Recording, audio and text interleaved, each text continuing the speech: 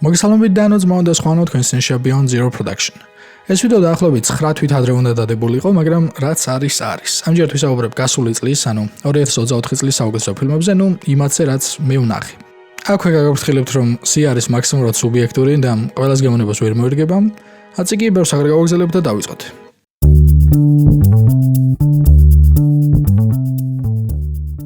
სიას კი ხსნის The Wild Robot, რომელიც ერთ-ერთი ანიმაცია არ იქნება ამ ჩამონათვალში. საერთოდ, როცა შედარებით მცირე და მოუკიდებელ ბრენდს ყიდულობს დიდი ორგანიზაცია, პირველი კარგავს თავის თვითმყოფადობას და სულს.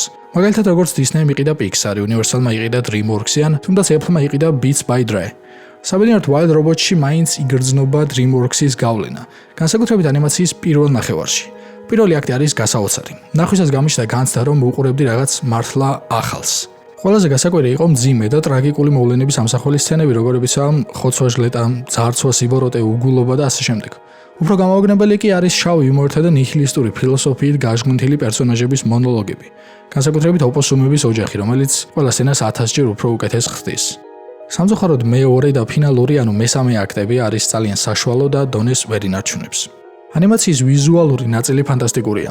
ერთი-ორი ისეთი თვალწამრტაცი კადრი იყო, რომ დავაფიქრა თუ სადამდე მივიდა ტექნოლოგიები ამ მიმართულებაში. საერთოდ Wild Robot-ის ნახვას ყველას ვურჩევ, უბრალოდ იცოდეთ, რომ სადღაც 12 წლამდე ბავშვებისთვის ბრუტალური სცენების ასეთი სიჭარბე შეიძლება არ იყოს მთლად შესაფერისი. ბრუტალურ თემატიკას ვაგრძელებთ ადამიანი ენის გასატეხის, ანუ M. Night Shyamalan-ის ფილმით ხაფანგი. ხალხის აზრი ორად გაიყო, რაც ვფიქრობ გამოწვეულია იმით, რომ ყველა ვერ მიხვდა თუ კონკრეტულად რას წარმოადგენს ეს ნამუშევარი. ეს არის წლის საუკეთესო ცუდი ფილმი. დავიწყოთ Shyamalan-ით, რეჟისორი, რომელმაც გადაიღო მინიმუმ 2 კინოკლასიკა, როგორებიცაა გაუტეხავი და მე-6 გრძნობა და კიდევ ბევრი საშუალო ან საშუალოზე უარესი სურათი. ამასთან ეს ადამიანი, რომელიც ქმნის საოცრად საინტერესო კონცეფციებს, რომლებიც ფილმს სინოფსისის წაკითხვისთანავე მოკიდის. სანაპირო, რომელიც ნაჩქარევად გაბერებს, ბავშვი, რომელიც მკვდრებს ელაპარაკება, ან თუნდაც ეს ფილმი რომ ავიღოთ, კაცი თავის ქალიშვილთან ერთად პოპ კონცერტზე მიდის, სადაც ირკვევა, რომ მთელი ღონისძიება მისი დაჭერის მიზნით მოწყობილი ხაფანგია. ყველაზე მნიშვნელოვანი კი არის ის, რომ რეჟისორმა დროთა განმავლობაში აირტყა სტერეოტიპი, რომ მისი ფილმების ბოლოს მთელი სიუჟეტი უნდა ამოტრიალდეს, უნდა იყოს ეგრეთ წოდებული ტვისტი. ამის გამო მაყურებელი იმდენად მომზადებული უცდის ამ 180 გრადუსით შემოტრიალების მომენტს, რომ წინასწარ აქვს ნამფიქრი ყველა შესაძლო ვარიანტზე. რის გამოც ნებისმიერი შედეგის შემთხვევაში იმედგაცრუებული რჩება, ან მინიმუმ ფიქრობს აი ხომ მოამბობდიო. როგორც აღმოჩნდა, ეს ამბები Shyamalan-მაც კარგად იცის და გადაიღო ეგრეთ წოდებული მეტანარატიული ფილმი, სადაც ის ჩვენ გვეკაიფება. და რა მარტო ჩვენ, არამედ მსახიობებსაც ეკაიფება. ან სხვანაირად რომ თქვათ, ხაფანგი ესაა ფილმი, სადაც სცენარისტი დაბოლილია, ხოლო პერსონაჟებს თავი თრილერში გონიათ. ამიტომ კრიტიკა რომ ნამუშევარში ბევრი არარეალისტური სცენაა გაპარული, ჩემი აზრით არამართებულია, რადგან სცენარი ჩანაფიქრშივია ასეთი. ასევე საინტერესო ფაქტია, რომ მომღერალს, ვის კონცერტზეც ვითარდება მოვლენები, ასრულებს რეჟისორის ქალიშვილი სალეკა ნაითი, რომელმაც მართლა ჩაწერა მისი სადებიუტო ალბომი, რომლის დაახლოებით 60%-ის მოსმენას თქვენ ფილმის ყურების დროს შეძლებთ. ამჟამად ალბომი დიდი ვერაფერი და ბევრი ხუმრობდა იმაზე, რომ მთელი ეს ფილმი არის ქალიშვილის გასაპირებლად მაყურებლისადმი დაგებული ხაფანგი. ჰორორებს კი ხსნის ერეტიკოსი. საერთოდ ეს ჟანრი ძალიან მიყვარს, ამიტომ მსგავსებიდან მისი ამოგდება ჩემთვის შეუძლებელია. ფილმის სტუდია 24-ის გადაღებულია, რაც უკვე საინტერესოს ხდის და იგი გვიამბობს 2 ახალგაზრდა გოგონას შესახებ, რომლებიც არიან მორმონი მისიონერები და თავიანთი რელიგიის საკათაგებლად მიადგებიან ერთ საეჭვო მამრს. და მერე იწყება ამბები.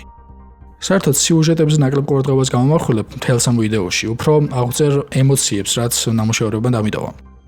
ფილმის პირველი ნაწილი, რომელიც უმოქმედო დაძაბულობასა და დაჭიმულობაში გადის, არის საშინლად ატმოსფერული. თან დიალოგებიდან საკმაო ახალი ინფორმაცია შეიძლება მიიღო, თუმდაც ის, რომ ბიძია ბენის ლეგენდარული ფრაზა პირველად მას არ უთქვამს. With great power comes great responsibility. Spider-Man. Voltaire. Right. შესრულება მოწოდების სიმაღლეზეა, განსაკუთრებით ჰიუ გრანტის, რომელიც მისთვის თითქოს უჩვეულო როლს იდეალურად მოერგო. ნამუშევრის ერთ-ერთი მთავარი დამსახურება ისაა, რომ ბოლომდე არ გაძლევს საშუალებას გაერკვე მისტიკას უყურებ თუ უბრალო სლეშერს. ნაწარმოებში უხვადაა რელიგიური თემატიკა და ბევრი წერდა, რომ ყველაფერი ისეა გადაღებული, რომ ათეისტიც და მორწმუნეც კმაყოფილი დარჩეს, რასაც დიდწილად ვეთანხმები.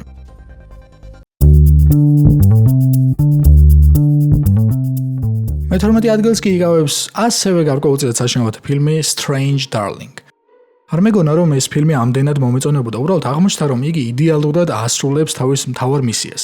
იყოს თრილერი, რომელიც არის thrilling, ანუ აღმაშფოთებელი, ამაღელვებელი და ნერვების დამწყვეტი.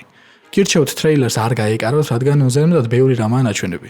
საერთოდ ამ ბოლო დროს ტრეილერებს ან საერთოდ არ ვუყურებ, ან 5 წამს გადავალებ ხოლმე თვალს, რადგან ყველაფერს გისპოილერებენ.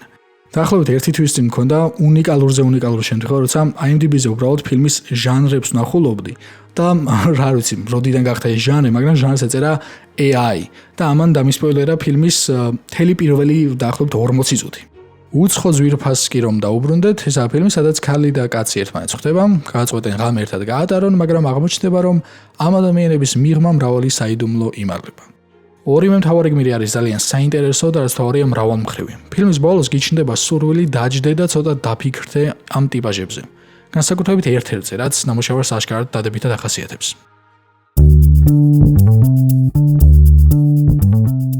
მე-11 ადგილზეა წლის ერთ-ერთი ყველაზე გახმაურებული ფილმი „სუბსტანცია“. მის პოპულარობას პირველ რიგში ხელი შეუწყო შემზარავი და ცოტა გულისამრევი სცენების სიჭარბე. ასე რომ გავფრთხილებთ ბოდი ჰორორს შეუჩვეველი გულისთვის სუბსტანცია შეიძლება ფატალური აღმოჩნდეს.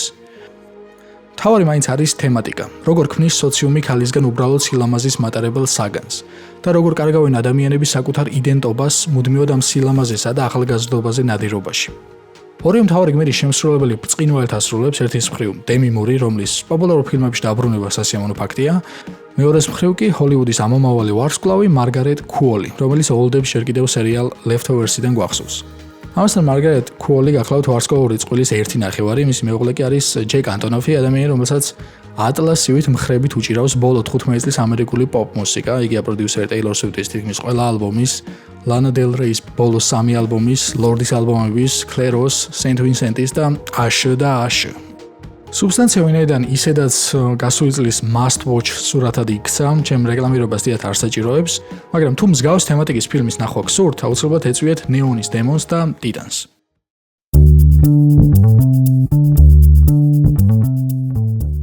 ათეულს კი ხსნის ლუკა გვადანინოს ბოლო ნამუშევარი მეტოქეები. ამ ფილმს საქართველოში საკმაოდ მწვავე გამოხმაურება მოყვა, როგორც მახსოვს იგეგმებოდა, რომ საერთოდ კინოსეანსებიდან ამოეღოთ LGBTQ საზოგადოების გადამეტებული პროპაგანდისთვის თუ რაღაც ეგრე. მე მგონი მაინც გაუშვეს, თუ არ გაუშვეს, არ მახსოვს სიმართლე გითხრათ, იმიტომ რომ კინოში არ მინახავს ეს. მე პირადად რა თქმა უნდა ვემიჯნები ყველანაირ აკრძალვას ხელოვნების ნებისმიერ დარგის მიმართ. ეს კი არა რაღაცა ათასჯერ უფრო ექსტრემალური ჟანრები არსებობს, რომლებსაც შეიძლება რა თქმა უნდა ასაკობრივი ზღვარი დაუწესო, მაგრამ ხელოვნების დარგის აკრძალვა ან ხელოვნების ნამუშევრის აკრძალვა არის საშინელება. რა ვიცი, რომ მარკის დესადია, იმის წიგნებსაც თავისი ადგილი და მნიშვნელობა აქვს. გვადანინოს შემთხვევაში კი ეს კიდევ უფრო სასაცილოა, იმიტომ რომ ეს ადამიანი, რომელმაც გადაიღო შენი სახელით მომმართე, ხო? და იმასთან შედარებით ეს ფილმი არაფერი არაა ამ მიმართულებით. უფრო მეტიც, ეს ფილმი საერთოდ ვერ ხვდები სადაა გადამეტებულად პროპაგანდისტული, იმიტომ რომ მისი აზრი არის გიჩვენოს ადამიანები, რომლებიც არიან სპორტით და გამარჯვების სურვილით შეპყრობილები. აი როგორც ვიფლეში მაგალითად. მოკლედ რა აღწერო, ესე იგი ტაში, რომელიც არის ყოფილი პროფესიონალი ჩოგბურთელი, აკეთებს ყველაფერს იმისთვის, რომ მისი მეუღლე გახდეს დიდი სლემის ჩემპიონი, ხოლო მისი მეუღლის თავარი მეტოქი არის ამავე ბიჭის ყოფილი საუკეთესო ძმაკაცი. და მათ აპირისპირებაზე და ამ რაღაცა სამკუთხედზეა მაგებული მთელი ფილმი. თან ნუ ამ შემთხვევაში ნამდვილად სამკუთხედზეა საუბარი, იმიტომ რომ მისი ყველა წერტილი და ანჩინ ორ წერტილს პირდაპირ უკავშირდება. სურათის ერთ-ერთი ყველაზე დასამახსოვრებელი მხარეა მისი მონტაჟი. რეჟისორი ცდილობს შექმნას შეუძლებელი კადრები, იქნება ეს ბურთში ჩამონტაჟებული კამერით დაფიქსირებული პერსპექტივა თუ მიწიდან გადაღებული პერსპექტივა და კიდევ მრავალი სხვა. აქედან ზოგი ურტყამს მიზანში, ზოგი ვერა, მაგრამ თავარია რეჟისორი ცდილობს შექმნას რაღაცა ორიგინალური. ამ ყველაფერს კი აფორმებს ბრწყინვალე მუსიკა, ეს არის წლის საუკეთესო ფილმ სკორი, ჩემი აზრით. ალბომის ავტორები კი არიან ტრენტ რეზნორი და ატიკუს როსი, რომლებიც გარდა ცნობილი საუნდტრეკების სერიისა, დარწმუნებული ვარ, ბევრმა იცით როგორც ბენდი Nine Inch Nails, ანუ ბენდი, რომელიც არის მთელი ინდუსტრიული ელექტრონული როკის მამა და მერლინ მენსონები და ქორნები და საერთოდ მთელი ნიუ მეტალის საზოგადოება სანთელს უნდა უნთებდეს ამ ადამიანს. ერთ-ერთი რასაც გავაკრიტიკებდი ამ ფილმში არის ზენდაიას შესრულება, იმიტომ რომ მოსა ითამაშა გარკვეულწილად femme fatale როლი, რაღაცა კეთრინ ზეტა-ჯონსის აუტანელი სისასტიკის და ნიკოლ კიდმანის ფართო დახუჭული თვალების პერსონაჟების ნაზავი, რაღაც ეგეთი. ამის ნაცვლად კი მივიღეთ ეიფორიას რუის გადმონაშთი, რამაც ჩემზე ვერ იმოქმედა. ამის და საპირისპიროდ კი პატრიკის როლის შემსრულებელმა ჯოშ ოკონორმა დადო წლის ერთ-ერთი საუკეთესო შესრულება. დაუბრუნდეთ საშინელებათა ჟანრს და შემდეგ წარმომადგენელი არის ოდითი. ფილმის ქართულად სახელებს იმიტომ არ ვამბობ, რომ პრაქტიკულად ქართული საიტი არ გვაქვს. კავე ფილმს არ თარგმნის, ან რასაც თარგმნის და კინოთეატრში უშვებს, შემდეგ თავისივე საიტზე არ ტვირთავს და აქედან გამომდინარე არ ვიცი იმ ხალხმა, ვინც ამაზე პასუხისმგებელია, როგორ თარგმნეს ზუსტად ამ ფილმის სახელწოდება. ამიტომ თავს ვიკავებ და უბრალოდ ორიგინალურ დასახელებას ვამბობ. ისე ოდითი ნიშნავს რაღაცა უცნაურობას, უჩვეულობას. ფილმის პროტაგონისტი ქალბატონი იძიებს თავისი დის მკვლელობას, ეს გზა კი სავსეა მისტიური და საშიში მოვლენებით. ძალიან მარტივად რომ თქვა, ეს ნამუშევარი აკმაყოფილებს თანამედროვე კარგი ჰორორის ყველა კრიტერიუმს. პერსონაჟები კრეტინებით არ იქცევიან, ან თუ იქცევიან, ეს ახსნადია პერსონაჟის თვისებების ან გარემო პირობებიდან გამომდინარე, სიუჟეტი შეკრული და კარგია, საშიში სცენები საკმარისადაა და ფინალიც მისაღებია. მოკლედ იდეალური ფილმია, როცა უბრალოდ გინდა რამე ჰორორს უყურო და არ იცი რა ჩართო.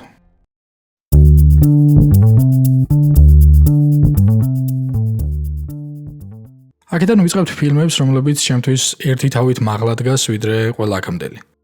როგორ ვიშოვოთ მილიონები, სანამ ბებია გარდაიცვლება. ასე ქვია ფათ ბუნიტიპატის მიერ გადაღებულ ტაილანდურ დრამას. სიუჟეტი ვითარდება საშუალოზე დაბალი ფენის წარმომადგენელ ტაილანდურ ოჯახში, სადაც უხუცეს სამ შემთხვევაში ბებიას დაუდასტურდება ძალიან მძიმე დაავადება, მოკლედ დიდი დღე არ უწერია, ხოლო მისი შვილიშვილი გააწყვეტს მოიპოვოს ბებიის კეთილგანწყობა და ასე ჩაიგდოს ხელში მისი მემკვიდრეობა. ძალიან ემოციური და ზოგ მომენტებში გულის ამაჩუყებელი ფილმია. ჩემს ყველაზე საინტერესო იყო პარალელები, რომელსაც ვავლებდი ფილმის ყურების პროცესში ქართულ და ტაილანდურ კულტურას შორის. განსაკუთრებით კი კულტურის იმ ელემენტებს შორის, რომელიც სიკვდილთან ასე თუ ისე კავშირშია. რა იყო იქ უკეთესი, რა არის ჩვენთან უკეთესი, რა არის ორივეგან ცუდი და რა არის საერთო და ასე შემდეგ. ძირითადი აქცენტი გაატანილია ოჯახის წევრების ურთიერთკომუნიკაციაზე, მათ გახლეჩილობაზე. სახეები ძალიან მძაფრია. ხშირად გიჭირს ფუნდამენტურად რომელიმე ერთი პერსონაჟის მხარე დაიჭირო. ამის მიუხედავად ვერ ვიტყვი, რომ ფილმი იდეალურია, შევიტყვი, რომ ზოგიერთი ნარატივი ძალიან ხშირად მეორდება და ვფიქრობ, ბევრისთვის ეს რაღაცა გაწელილობის განცდას დატოვებს.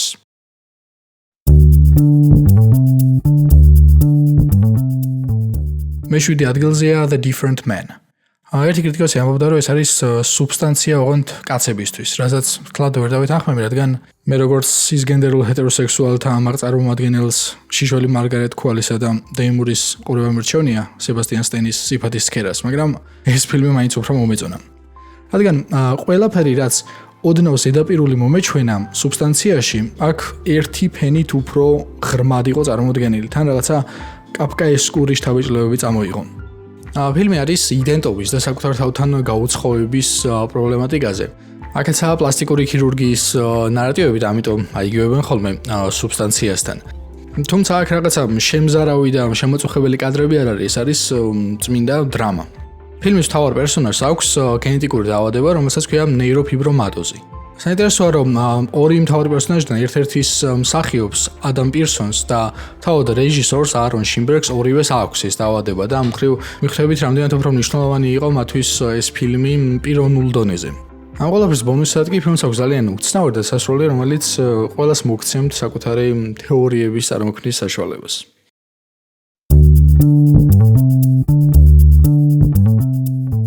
Ghostlight კი არის უდავოდ ყველაზე ემოციურად დამთრგუნველი ფილმი ამ სიაში. მოკლედ თუ გინდათ რომ ტირილისგან გაოფლიანდეთ, კარგი ვარიანტია. საერთოდ სპოილერების გარშე რთული ამ ფილმზე საუბარი, მაგრამ საერთოდ შესა ოჯახზე, რომელმაც გადაიტანა გარკვეული ტრაგედია და ახლა ვაკვირდებით შეძლებენ თუ არა ისინი ცხოვრების გაგრძელებას. ოჯახის ყველა წევრი სხვადასხვანაირად ეგუება ამ პრობლემას და ერთ-ერთი გზა, რომელიც ამავდროულად ფილმის ცენტრალური ხაზია, იყო უბრალოდ ბრწყინვალე იდეა. პერსონაჟებიც არიან ისეთები, რომ თან ყველა ნერვებს გიშლის, მაგრამ თან ყველაზე დარდობა. ყველაზე მეტად ამ ნამუშევარმა მომოგონა 2023 წელს გამოსული ფილმი მეს, რომელიც ბრწყინვალე დრამაა და ასევე საათი გამახსენა ოსკაროსანი კოდა, რომელიც მე დიდად არ მომეწონა, მაგრამ ვიცი რომ ბევრი ძალიან კმაყოფილი დატოვა.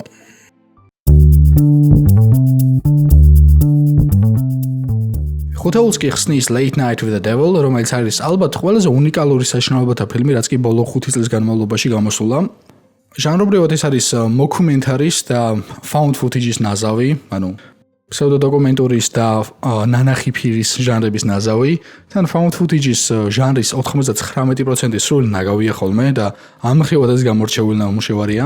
ფილმის ცენტრალური ფიგურაა ღამიშოუს სამყარო, რომელსაც მთლად კარგად არ მისდის კარიერულად საქმე და გადაწყვეტს ექსტრემალურ გზებს მიმართოს, კერძოდ კი სტუდიაში მოიწვიოს პარანორმალური წიგნის მწერალი და ის გოგო, რომელზეც ეს წიგნი დაიწერა. წამყვანს თამაშობს დევიდ დასმალჩანი, რომელსაც იმდენად უნიკალური სახის აგებულება აქვს, რომ ყოველთვის მიხარია მის ეკრანებზე გამოჩენა. ძალიან მრავალშრიანი ნამუშევარი ერთის მხრივ უყურებ 70-იანების შოუს, რომელიც შესაბამის ფირზეა გადაღებული. შემდეგ სარეკლამო ჭრებს შორის შენ უყურებ კულისებს მიღმა მიმდინარე მოვლენებს, რომელიც უკვე შავ-თეთრადაა ხოლმე გადმოცემული. თან რაც შოუში ხდება, იქიდან ვერ ხვდები რა არის პარანორმალური და რა არის რეალური. მინიმუმ ფილმის უდიდესი ნაწილი ამას ვერ იგებ. საშინლად ჩამთრევი ფილმია, იუმორიც მომენტებში კარგია, სპეცეფექტებიც სახალისოა და თან დასასრულიც და საერთოდ მთელი მესამე აქტი არის იმდენად ჩახლართული, რომ აზრის გამოტანაზე საკმაოდ დროის დახარჯვა დაგჭირდება.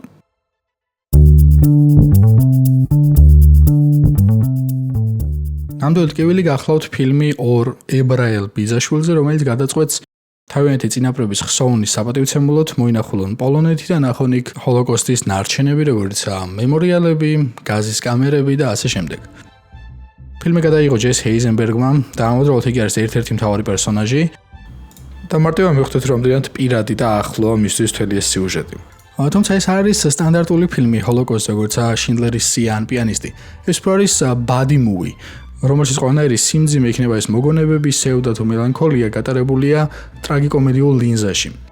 შესრულებები არის ბრწყინვალე, ერთის მხრივ ჯეს ჰეიზენბერგი, რომელიც მისთვის ნაცნობ ამპლუაშია და ასრულებს კარჩაკეტილ ინტროვერტს. მეორეს მხრივ კი კირან კალკინი, რომლის ექსცენტრიული და ამავდროულად დაკომპლექსებული პერსონაჟი არის ერთ-ერთი ყველაზე დამამახსოვრებელი სახე, რაც მთელი წლის განმავლობაში ვნახე. და ოსკარიც, რომელიც მან მეორე ხარისხოვანი როლის შესრულებისთვის აიღო, სრულიად დამსახურებულია.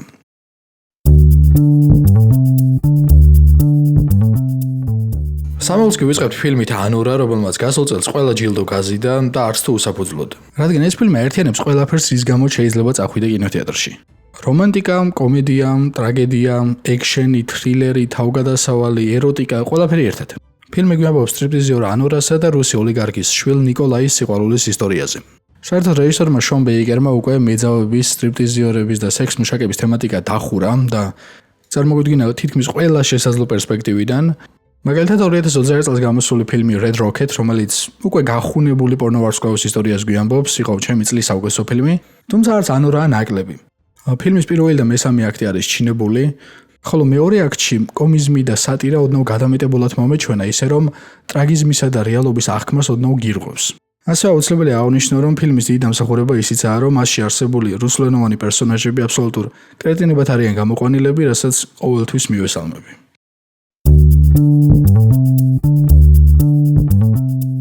შემდეგი წარმომადგენელი კი არის Flow, რომელმაც კარგი ანიმაციის ნახვის რამდენიმე წლიანი დანაკლისი ამინაზღაურა. თან ეს არის ინდი სტუდიის გადაღებული და საერთოდ ბოლო 10 წლეული, რასაც ინდი და დაბლ ბიუჯეტიანი კომპანიები ახერხებენ, არის საოცრება. განსაკუთრებით ეს გეიმინგში გამოიხატება, მაგალითად ამ ანიმაციას რო ნახავთ, აუცილებლად გაგახსენდებათ თამაში Stray, რომელიც ასევე კატაზეა და რომლის სიუჟეტიც ასევე პოსტაპოკალიფტურ გარემოში ვითარდება. მუღამი ისაა, რომ ასეთი ნამუშევრები გახვედრებს, რომ ბიუჯეტი არ არის ყველაფერი. ამ ანიმაციის ბიუჯეტი არის დაახლოებით 3 მილიონი. შედარებისთვის, Wild Robot-ის ბიუჯეტი არის დაახლოებით 80 მილიონამდე და იგივე წელს გამოსული Inside Out-ის ბიუჯეტი არის 200 მილიონამდე. Flow კი თავისი უანალოგობით და უმი ემოციებით ჯიბეში აისვამს ორივეს. ესაა, როგორც უკვე აღნიშნე, კატის ისტორია, რომელიც ახლად შეძენილ მეგობრებთან ერთად ცდილობს გაექცეს მომავალ წარღვნას. ყველაზე გამორჩეული და უცნაური კი იყო ის, რომ აქ ცხოველები არ არიან ანთროპომორფულები. შეიძლება მათი ინტელექტი საგრძნობლად გაზვიადებულია, მაგრამ მაინც ეს არა უბრალოდ ცხოველების ფორმაში გადაცმული ადამიანები, როგორც ადამიანების უმრავლესობაშია. კატა კატაა, ძაღლი ძაღლია, კაპიბარა კაპიბარაა. ბევრი რომ არ გავაგზავნო, ამ ანიმაციამ უბრალოდ მონუსხული დამტოვა და რეკომენდაციას გაუწევდი ნებისმიერი ასაკის და გემოვნების ადამიანისთვის.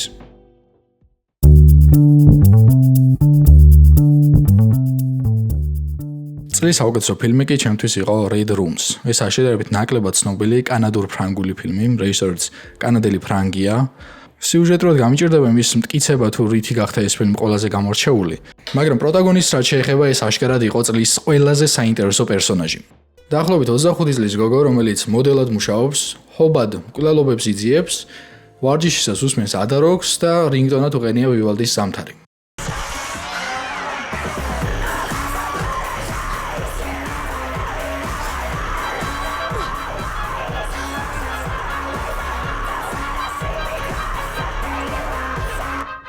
ისე ექსტრემალური ყურის პატრონებს მინდა გირჩიოთ მოусმინოთ ადაროკის Ugly Death No Redemption Angel Curse I Love You ალბომს. სხვა მხრივ ფილმის სიუჟეტზე საუბარი ცოტა რთულია, იმიტომ რომ თითქმის არც ერთი ჟანრის ფორმებს არ აკმაყოფილებს. ესაა თრილერი ექშენის გარეშე, ცოტა დეტექტივით, ცოტა ჰორორით, მაგრამ ასევე ექშენის გარეშე. მოკლედ, თუ ჟანრობრივ მოლოდინებს შეიქმნია, აუცილებლად გაგისრუდება, ამიტომ არ ღირს. თუ სხვა აქამდე აღნიშნული ფილმები, როგორებიცაა Anora, Real Pain და Flow, მგონია რომ ადამიანის უმრავლესობას მოეწონება, ამ შემთხვევაში ცოტა სკეპტიკურად ვარ განწყობილი, მაგრამ გირჩევთ ცადოთ ყველანაირი სინოფსისის წაკითხვის, ტრეილერის ნახვის და მოლოდინების შექმნის გარეშე და დიდი იმედი მაქვს, რომ თქვენც იგივე სიამოვნებას მიიღებთ, რაც მე.